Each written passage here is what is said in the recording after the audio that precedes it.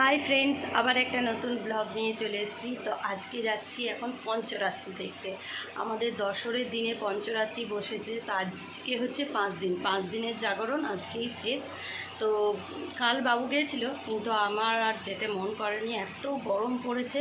তো ভাবছি আজকে লাস্ট দিন একটু ঘুরেই আসি। মেলাতলায় চলে এসেছি। আর এই দেখো গৌড় নিতে আমি এখানে প্রত্যেক বছরই পুজো দিই। একটা দিন হলেও আসি, অন্তত পুজোটা যাতে দেওয়া হয়।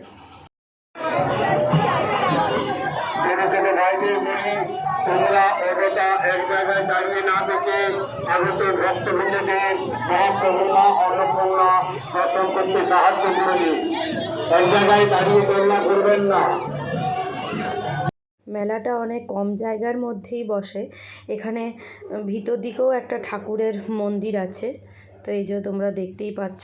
আর ওইটুকু মেলার মধ্যেই কিন্তু অনেক কিছু জিনিস বসে। আর এটা দিনের দিকে হচ্ছে সবজি মার্কেট, মানে দিনের বেলায় সবজি বসে, বিক্রি হয় সবজি, মাছ এই সকল বিক্রি হয়।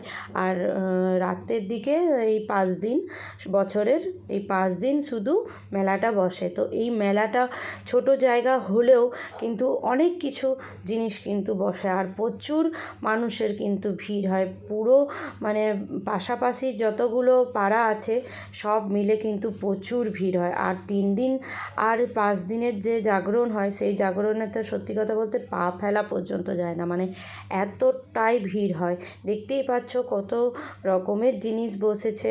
তোমাদের যতটা পাচ্ছি তুলে দেখাচ্ছি, তুলে ধরছি, তোমরা দেখো। তোমাদেরও মেলাটা কেমন লাগলো তোমরা জানিও।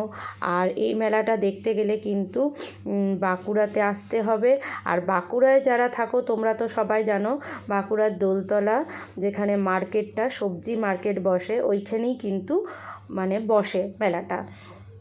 আর ওখানে একটা বেশ ভেজ স্টল বসেছিল, সেখানে চাউমিন, পাস্তা, পনির মাঞ্চুরিয়ান এগুলো সব বসেছিল, ভেজ আইটেম। তো ওখানে খেয়েও ছিলাম, বাড়ির জন্য কিছু নিয়েও এসেছিলাম। তো আমার পক্ষে ভালোই ছিল, যেহেতু সোমবার ছিল, আমি ভেজ খাই সেদিন। তো বাড়িতে নিয়েও এলাম আর ওখানে খাবারও খেলাম।